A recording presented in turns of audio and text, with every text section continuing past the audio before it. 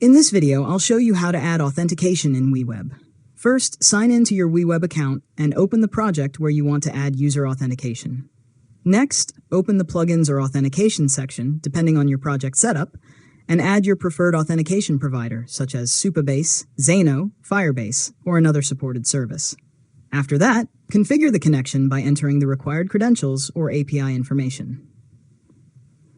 Once the provider is connected, enable the authentication features you want to use, such as sign up, sign in, password reset, and sign out.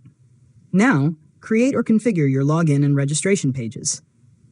Connect the appropriate authentication actions to your buttons and forms, then set up page protection so only authenticated users can access restricted content.